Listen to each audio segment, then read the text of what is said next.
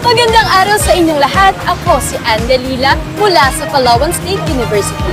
At nandito ako ngayon sa Radyo Pilipinas Palawan na matatagpuan sa Barangay Santa Monica. Ang aking mga kasama ay sina Bench! Ashi Carlos, Vince, at ito ang Kwentuhang On Air. Magandang araw po sa inyong lahat. Ngayon ay makakasama natin ang isa sa mga broadcast production supervisor ng Radyo Pilipinas Palawan upang malaman natin ang kanyang mga karanasan sa industriya ng media. Simulan na po natin ang ating panayam. Hello ma'am, magandang hapon po. Ako po si Ann Galila, isang first year BA Communication student from Palawan State University. Hindi po akong nagagalak na pinaunakan niyo po ang aming interview ngayong araw. Mayroon naman po ako ilang katanungan sa inyo patungkol sa inyo pong karanasan at buhay sa industriya ng media. Ngunit bago po tayo magsimula, maaari po muna kayong magpakilala. So, ako po si Gudula Gudi Sarsagat. Ako po ay broadcast production supervisor ng dati ay Radyo ng Bayan, Palawan. Ngayon, Radyo Pilipinas, Palawan since 2018. Nangumupo po sa position si Pangulong Duterte. So, kami ay kilala pa rin as Radyo ng Bayan. No? Pag sinabi ng Radyo ng Bayan, parang mas it rings a bell. So, nandito ako more than 20 years na. I think nag-start ako dito magtrabaho when I was 22. That was 1992. No? 1 year lang bago nag-start ang Radyo ng Bayan. So, paano po nagsimula yung journey niyo bilang broadcaster po? Yung nag-start yun, kasi nung ako ay nasa college, wala pa kasi nung mga mass-comm courses, di ba, sa Palawan. Pero, na-involved na ako sa school organ, parang nung publication namin. So, parang na-enjoy ko siya, no? Parang naging editor-chief ako for 2 years. So, parang na-enjoy ako. Parang I like that life. Although, agriculture ang natapos ko, pero nung magkaroon ng opening dito sa Radyo ng Bayan, so, nag-apply ako. So, makang nagustuhan siguro nila ako, kaya naman natanggap. Ano na ba yung naging inspiration nyo dahil po pumasok po kayo dito sa industriyang to? Ano po yung naglakas loob sa inyo na, ay sige, papasok ako dito? Dahil gusto nyo po ba? Or dahil may iniidolo po kayo na broadcaster din? Tingin ko yung experience ko ako college, no? Para nakita ko na napakaganda nung iyong influence pag ikaw ay nasa media. Sa mga seminar, sa mga pag-aaral, nakakatulong ka doon sa tinatawag na public opinion, no? Kumbaga yung mga napag-uusapan, yung mga directions, yung mga decisions ng mga tao na nakaka-apekto sa ating mga leaders. Somehow, it started with media. So, parang gano'n. Kaya parang nagustuhan ko siya. Wow! Di ba po, madalas po sinasabi ng iba na, ay, delikado trabaho sa media. Ano po yung mga naging hamon o pagsubok na naranasan nyo na po sa profesyong ito? Noon, kasi medyo hard-hitting pa yung Radyo ng Bayan before, no? Parang pinapayagan paano yung mga commentaries, lalo na sa mga dapat pagbabago. So talaga nakakaranas din kami ng mayroong mga nananakot, no? Nakaranas din ako na may pupunta rito para susugurin ka kasi parang napahiya siya, mga ganong tipo. So hindi naman kami naging parang makaranas din kami ng mga ganon. Kumbaga mga threats. Kasi noong unang panahon, wala pa yung mga chats. Sulat ang darating sa'yo, no? Na parang bibigyan ka ng babala o mag-ingat ka, ha? Karangga. Pero sa kabila pa ng mga challenges, ano naman po yung masasabi niyo pinaka-fulfilling o proud moment niyo po na naranasan? Yung maipahalad mo yung totoo, no? I think that's one thing. Kasi, lalo na ngayon, no? Parang lahat ay media na. Kaya nga tawag natin dyan, social media. Pero, hindi mo pa rin mawawala yung talagang true blue media. Kasi pag pinag-uusapan nga yung, ano nangyari sa ganitong mga pangyayari, mahirap tignan yung vlogs, di ba? Mahirap tignan yung mga komento ng mga taong di mo naman kilala. Sino ba ito? pupunta ka pa rin doon talaga sa mga media outfits na kumbaga ay reliable, responsible, at saka talagang nag-exist. So I think that's it. Sa lahat po ng mga naging karanasan niyo po sa industriya, ano po yung isa sa pangyayari na na-experience niyo na hindi niyo po talaga makakalimutan? And ako marami kasi medyo may edad na ako, may gitna ako sa 50. When I was young, na talagang ako ay reporter, field reporters. Nakakasama pa ako dun sa mga, during the time of the late Mayor, Congressman Hagidor, no? Sa kanyang mga pagpunta sa mga, talagang sa mga guba. No? Kasi di ba talagang pinaigting niya yung kampanya sa illegal na, sabihin natin mga illegal na gawain. No? So, pupunta ako dyan. Pero hindi ko rin makakalimutan ka na sa last time.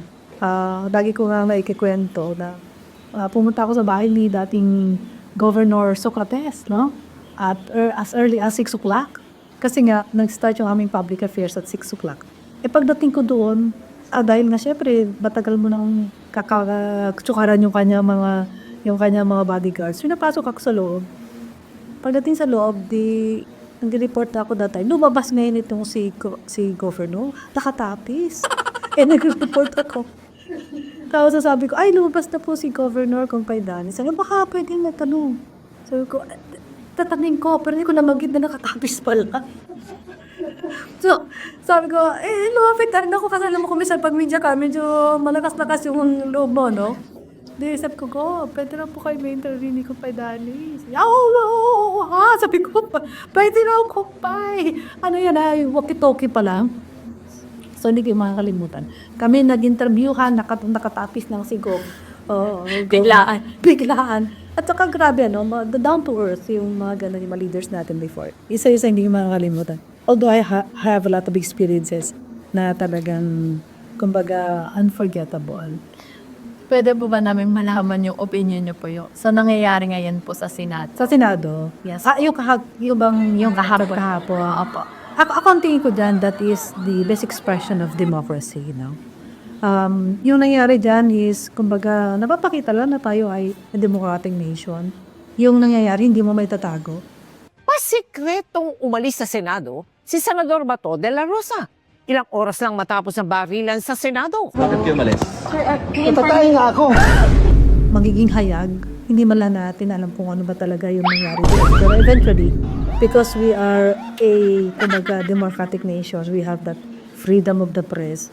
Kung ano man nangyari kahagabi, lalabas sa katotohanan. Natatay nga ako. So, ano po yung mapapayo niya sa amin bilang isang estudyante na baguhan pa lang po sa industriya ng media? Ano po yung mga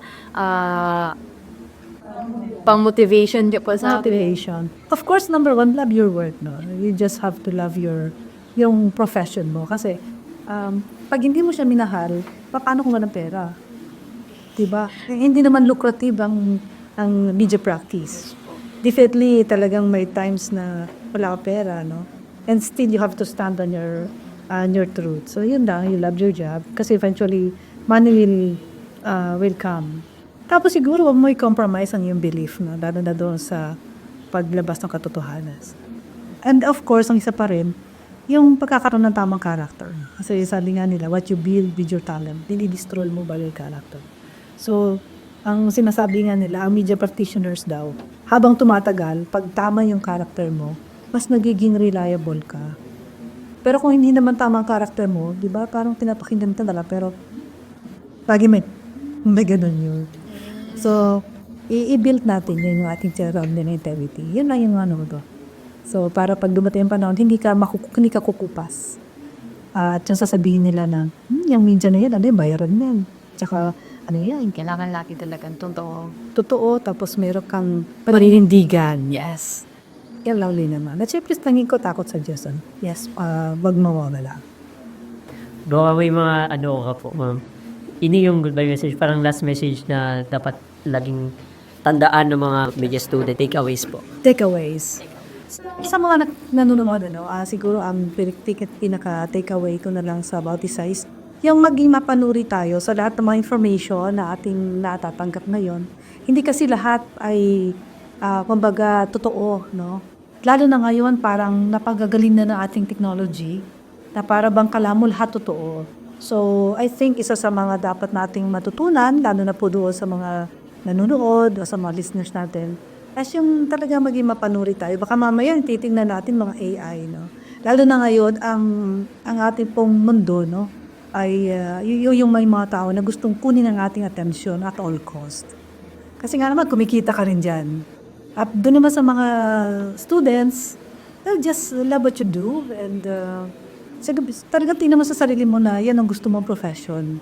Kasi pag hindi naman, ay huwag ka na matuloy kasi ano yan, pahirap. Pero kung mahal mo siya at tingin mo naman makaka-endure ka, ay go for it, no? At be the best of what you can be. Kasi ang ganda-ganda ng sabihin nating future ng media sa inyong generation, kasi iba na generation namin. When it comes sa technology, doon sa mga makakatulong sa'yo para i-put across mo yung information mo, nandyan na sa inyong fingertips. So sana magamit nyo siya, no? And in a way that will help the Philippines, the world, at saka siguro the universe to be a better place. So, maraming salamat po sa pagbabahagi na inyong oras, karanasan at inspirasyon. Malaking tulong po at motibasyon ito para sa aming mga estudyante pa lamang na pasimula pa lamang sa industriyang ito at nangangarap ding pumasok sa mga broadcasting at journalist. Yun lamang po, maraming salamat. Ma'am, may bonus question pa po. Uy, wait lang. Hindi pa tayo nagtatapos. May bonus question pa. Bonus question. 6, 7. Since mga bago pa lang po kami sa media, mga student pa lang po namin, gusto po naming malaman if gaano po ba alaki yung sahod sa sa pagiging Sa media? media po. Pero okay lang po kay Tilly specific. Bracket. Hindi ko alam sa private, kasi parang ako nung na-enrolled ako sa media, sa radyo ng bayan na ako, na government. Ang pagpapasok ka sa media kasi, yung sa mga commercials, alam ko, para minimum, no? At saka per ano ata sila, per report, para ganoon. Pero nabubuhay naman, tingin ko. Kasi yung iba naman, parang hindi lang sila pure media practitioners. Parang meron din silang way to live, no? Iba nag-venture to business, o kaya may mga products sila na parang hanggang din nilang may benta, no? Or ni bata, parang may consultancy rin. So, mga ganon.